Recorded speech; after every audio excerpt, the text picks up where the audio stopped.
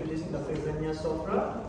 Dr. Sofra is an award-winning international speaker with doctorates in neurophysiology and clinical psychology from City University in London and New School for Social Research in New York. She has authored over 56 research articles and several global translated books. Dr. Sofra developed the IELLIOS signaling energy technology for skin and bone repair and co-invented virtual gym technology to address obesity and muscle atrophy. Her career includes role in public safety, forensic psychology, and innovative creative therapies for mental health. A celebrated lecturer and accomplished pianist, Dr. Sofra has dedicated over 20 years to pro bono work in underserved families. Her topic she will be sharing is skin stimulation with fillers, fake or reality. Good afternoon, everybody. I'm going to give you the good, the bad, and the ugly about fillers today. And I have no conflicts of interest, as you will find out. This presentation is based on a review of over 239 articles that I kind of compiled and analyzed together for this particular lecture. Now, as you all know, fillers get the world go round. And there's different fillers. There's the permanent ones, like the silicone, or the semi-permanent, like Sofra, or non-permanent, like the hyaluronic acid. And there's some interesting filler techniques. One of them is the dual plane technique, which is basically you address the deep fat first, and then you address the more superficial areas of the face. So basically what you do is you restore the deep cheek fat compartments first, and then after you have completed that, you do the superficial cheek fat compartments, and that is a technique that will give you a more efficient result.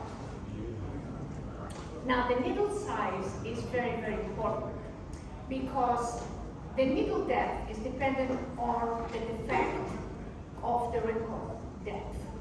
And superficial, for example, defects or wrinkles, superficial wrinkles, might need very, very tiny incision like the needle teeth barely entering the skin. So you have different companies here that I have listed, and you have the needle size that can be very variable. The Caderma, for example, can be from 29 to 30, 27 to 29, around there, 27 to 30, both of them. For mid to deep dermis and deep dermis, a little bit more. The Duvaderm, 27, for both the mid to deep. So there are different companies will give you different sizes of needles. The Sofra is 26 for the subdermal. So now, the very important study here, there was a comparison between autologous fillers, which is part of the skin, we take it out of the skin, and the bovine collagen filler. And they made a study, and what they found was there was no significant differences between the two fillers. No significant difference, no statistically significant difference. However, there were some differences in terms of inflammation and in terms of fibroblast location. And it seemed in this particular study that the Zyplast, which is the bovine collagen, was a little bit less inflammation, but again, none of it was statistically significant. So it could be just an artifact of the different subjects that they had accumulated. Now, hyaluronic acid fillers are reportedly effective in dermacollagen anabolism. In other words, in producing pro-collagen 1. So there has been a lot of studies, and you can see the results of this study by Frank Wang et al. And basically they looked at biopsies that indicated that type 1 pro-collagen was enhanced after the filler. And the effect was 95%. So it was statistically significant of gene expression of types 1 and 3 pro-collagen, as well as several probiotic growth factors were also upregulated. So this is what procollagen 1 is, and basically procollagen 1 creates the collagen 1. Now, collagen, other investigators, what they basically postulated is that the collagen stimulatory effect is induced by mechanical stretching of the dermis, which in turn leads to stretching and activation of the dermal fibroblasts. So basically, the hyaluronic acid doesn't matter which particular company you're using, but the effect of procollagen and collagen production is the result of mechanical stress. So they may say we are better than each other, but however, the effect has nothing to do with a particular company that produces the filler, but the actual mechanical stretching of the dermis, which is the effect of the filler. And that's Dutler et al. Also found that hyaluronic fillers induced an increase in procollagen, and actually his reported effect was 0.0016, which is extremely high, very high significance. But they attributed again the procollagen production on the mechanical stress caused by biochemical changes in skin biology, and not the specific type of filler. So the effects of hyaluronic acid, they concluded, is the injection of tissue collagen anabolism are suggested to be related to induction of mechanical stress causing biochemical changes in skin physiology. And this is what mechanical stress is. You see how the skin is stretched because you see that the second image of the skin stretched out, and how after the filler degrades, then there is a slight depression of the skin. And hyaluronic acid, of course, does eventually disappear. It's a non-permanent. So collagen production can also be secondary to hypoxia. So hypoxia-induced collagen, we call it. And basically, this particular investigator said, well, why don't we take advantage of this hypoxia-induced collagen and actually use hypoxia to create mechanical properties of engineered articular cartilage. And this is again the same article with more evidence. But again, the only problem here is that the basis of this production of collagen is hypoxia. And hypoxia is not exactly a good thing to have in your skin because it can create damage in other areas. In all fairness, over 68 months, these authors that I'm citing the article here, they treated 2,342 patients with 11,460 ml of hyaluronic acid. And the aesthetic results lasted about 12 months, and most side effects were transient or mild. 3 patients developed signs of vascular compromise, but you see this is 3 out of 2,342, so it's a very, very tiny percentage. So basically what they're trying to postulate is that fillers are more or less quite safe. And 21 patients experienced late onset temporary non-intended nodules and were successfully managed with conservative measures. But what you also need to understand here is that are side effects that come as a result of fillers, and that's something that we need to kind of talk about. So fillers work very nice for the younger people, but the older people not so much, as you can see in the pictures. And these are very famous people that have a lot of money and they can afford the best doctors. So you also have the effect of the pillow case. It actually is like you get like this rounded face that's a little bit like a pillow, and that's when basically you have an overfilled syndrome. It says too many fillers, too much fillers, which is what was shown before. Now, there are fillers that there are contraindication to fillers. So they're not all conditions are appropriate for fillers, and we need to be aware of that. One of them is acne, active acne, parasitic mite infections, allergies to fillers, and And what you see here on the first picture, you see nodules that are the effect of analogy, and in the second one you see ecchymosis that in the nasolabial fold and also in under the eye as a result of hyaluronic acid injection. All of those can be, I'm going to give you some indication of what can be used to kind of help these particular conditions. Now, fillers are not really effective when people have a lot of wrinkles, like this particular lady there, with very thin skin, or when they have inflammatory dermatitis, you can actually make the condition worse as a result of putting fillers because of the sensitivity of the skin. For very thin skin and multiple wrinkles, there's other techniques that we can use, and this is a technique that we used with this particular lady, and we got results in 20 minutes without a filler. There are a lot of reports out there of how cosmetic fillers can destroy your looks if people do not pay attention to the filler, they don't understand how to apply the filler, which is another thing that has to be considered. And this is an article and the before and after of a lady that this particular doctor published.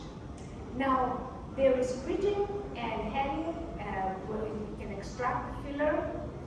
You can do the incision and extract the filler if that occurs, of course.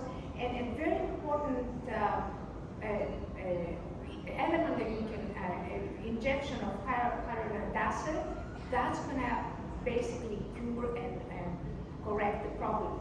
And persistent inflammation you can use with antibiotics. Now you can have nodules or lumps, and again ensure that the injector can diagnose and treat all filler complications. This is an MRI to see exactly where the filler is, so you know exactly how to either take it out or treat it. And the tidal effect is when the hyaluronic fillers are superficial, and you can have arterial or vascular occlusions, and that is again with hyaluronic that is effective hyaluronic-based fillers that you can basically correct that particular problem. Hypoxia is a problem, and you can minimize. Is it already time?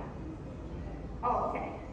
All right. So skin necrosis is another problem as well, and again you can use the hyperbaric chamber and oxygen chamber. There's a lot of research on that. There is also vision loss, and the vision blindness occurs when fillers occlude the artery, this particular artery that you see here. There are precautions for avoiding complications. Apparently, I don't have enough time, but I have 30 minutes. Oh, okay. All right, so there are the labella, you need to be careful because that's a risk of necrosis with certain fillers with dense filler effects like xyplast or autologous. Avoid the area around the eyes because they could cause that vision problem. And ridging and heading happens with horizontal lines and vertical lines. So you need to take all that into consideration. Now, the importance of fillers increasing collagen production. And here is something that I would like to deliver to you today. The collagen miracle is not enough. Why is it not enough? Because we have 100,000 proteins in the human body, and collagen is only one out of 100,000 proteins. We also have 7 collagens on the skin. So 1 of 3 are not enough. You need all 7 collagens to reproduce the youthfulness and the freshness of a younger face. Very important, there are about 18,127 other proteins in the human epidermis only. So even if you had all 7 collagens, collagen alone would not be enough because only the outer epidermis has 8,987 proteins, and the inner epidermis has 9,140 proteins. So collagen again is only 1, and that's only on the outer epidermis. Very important about collagen and all proteins is the folding. So when the protein is unfolded, then it's dysfunctional. it's not useful, it's completely useless. So aging, and this is a very important slide, aging is loss of protein homeostasis, what we call proteostasis. So youthfulness is protein folding, like we said that protein has to be folded to be functional. It needs the optimal balance, in other words, it has to be exactly the right amount of collagen, not too much, not too little, and that's what causes proteostasis. Because as you all know, too much collagen will create keloids, or hypertrophic scars. So you don't want too much collagen, you want the right amount of collagen, and that is what proteostasis is. Proteostasis is the right amount of collagen, and it's the communication and interaction between different collagens, and how this creates a balance. And this is how you need to understand usefulness, not just, oh, I got collagen, oh, that's enough. How much of it did you get? That's very important. And is the collagen, is all the collagens addressed? Are all the other proteins of the skin addressed to create this optimal communication between the different proteins? So here you see another research, how proteostasis, the dynamic regulation, it's the balance, the functional proteostasis of youthfulness. And unless you have this proteostasis network addressed, you're not going to be able to have youthful skin. You're going to have something that looks artificially young, but not really youthful. It's not going to have the freshness of youthfulness. And that will have to do with the folding, the balance between the folding of different proteins. Now, very important for truthfully skin regeneration, you have to address all of these factors, like cellular processes, metabolic processes, regulation of biological processes. You can have transport, response to stimulus, cell communication, cell differentiation, biosynthesis process, catabolic processes, cell death, cell motion. All of these are very, very important. And this is the kind of the graph which shows the importance of different cellular processes seems to be the most important one, metabolic processes, second most important, and so on and so forth. Now, one thing that you also need to know, you say, oh, we got procollagen 1. Well, procollagen 1 is what cancer cells produce. So you need to understand that it's not just here in procollagen 1, does not necessarily mean that's a good thing.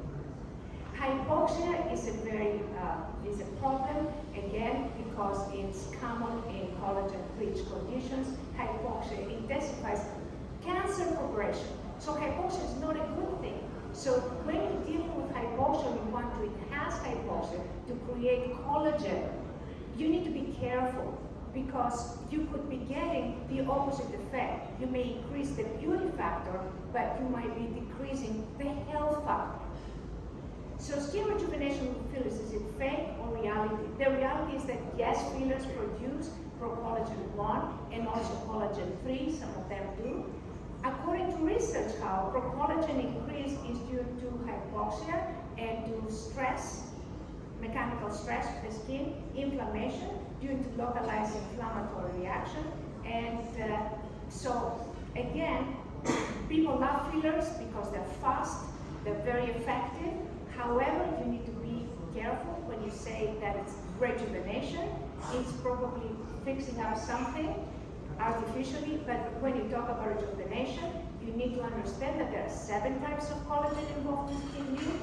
There are about 897 proteins in the outer epidermis only, and collagen is 1 out of 8,987 in outer proteins, and in the inner epidermis, there is 9,140 proteins.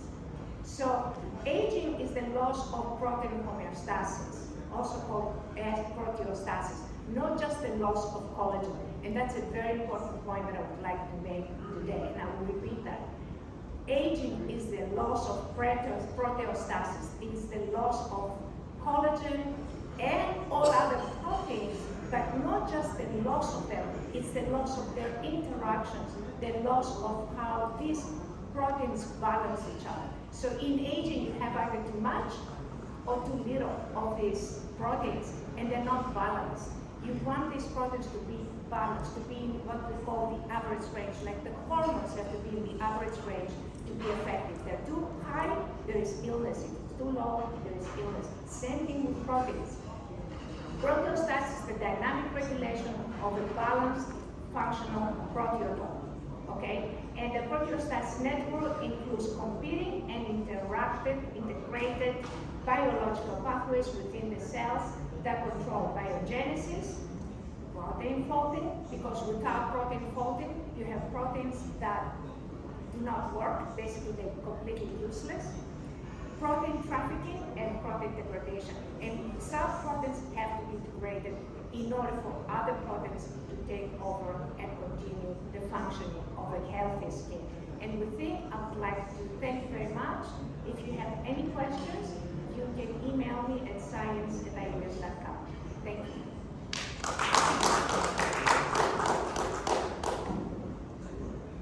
Thank you, Dr. Kaila. Any questions from the floor?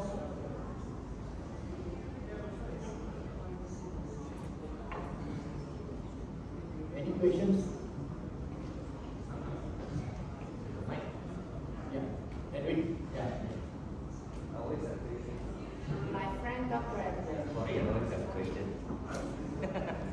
Thank you. Hey, thanks, Prof. Xanya, for your kind presentation, the big presentation. I do totally agree with Prof. Xanya. Inflammation is about, aging is about inflammation. Yes, it's now what you can see, biostimulator being in the market, more filler in the market. You can see, I'm starting to worry about this trend in Malaysia. You can see that there's no long-term study of all these things. But basically, I'm seeing the second round. When I started off with, okay, some of the semi-permanent filler in the markets, which was removed from the market about 10 years ago, is making a comeback, same material, different name. So I'm quite pity the new doctors going through that, because you know why? Semi-permanent filler, just a microplastic that we throw inside the face. If you don't believe after that particular timing duration of the filler, okay, you try to do an ultrasound of the more specific imaging, you can see there are still debris of microplastic in the skin, underneath the dermis. What is happened there? It will continue to cause inflammation, micro-inflammation. Means that what happened there? The aging process was speed up. So what do? The doctor put in more filler after that. You can see more filler and more frequent of filler. It's just like dumping the plastic into the oceans again and again and again. You see, did you ask me how to address this issue? I do not know. Only thing that I advise them not to do the filler too frequent and too overfilling all the time. It will cause all this constant inflammation in the body, which will speed up the aging. Do you agree, Prof, on that? You have been talking about this quite some time about this plastic. Yeah, I think if doctors understand that, again, the concept of proteostasis that I brought up today, that has to do with homeostasis of the proteins, not just collagen, but all the proteins as they interact, and that too much of any protein, like too much of any hormone, is damaging as too little of any hormone or protein. Hormones are proteins. It's the same thing. So collagen, hormones, they're all under the name protein. They're all proteins. So too much or too little is not a good thing. So keep putting in fillers is not exactly the answer. They need to understand that there is a sort of a balance that they have to maintain. And once they understand that, they will stop keep injecting more and more fillers. They will understand the principle. And that's what I was trying to do today. I suggest that because when you done filler enough and study long enough, that you grow with the patients, that maybe they're reaching the age of spreading for plastic surgery, surgical facelift. That is where you get a comment from your plastic surgeon after that. For anything below the smash layer is all fibrotic. You see, they can't even do it. It's difficult to go into to do a proper facelift. This is a warning to us earlier, about many years ago. This is what the consequences of semi-permanent filler could happen in future. It's exactly what I'm seeing nowadays. Because my patient who with me, I'm standing with plastic surgeon. This I think the comment came back to me. You see. So I have to be very cautious of using the new product. You see, I'm very reluctant to use new product. This came to me. I know I have to go through a few months and probably a year to see what's the effect of it. I think that's something is fair enough for my patients. Yeah, actually, tomorrow I'm going to be giving another lecture and I'm going to go over everything you have to consider when you look at scientific research.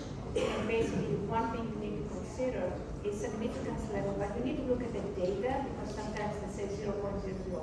When you look at the data, it has nothing to do with 0.1. And you also need to know that when the device or the name of the filler is on the research, that research is being paid for. So if you know all those things, then you're going to be able to better evaluate the research that you're doing. Thank you. Thank you, Professor Xanya. Appreciation. Oh.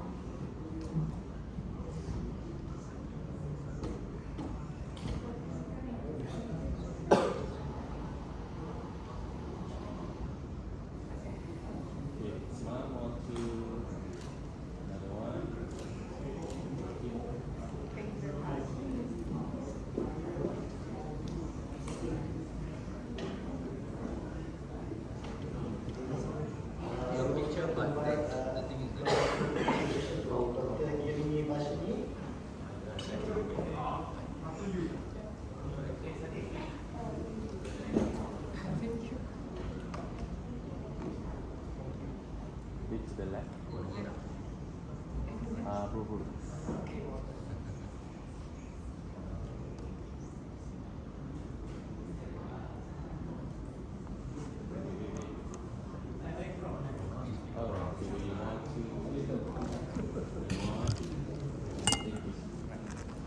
Okay, thank you very much. Our last and final topic for this evening is an exciting one. It's for brand name.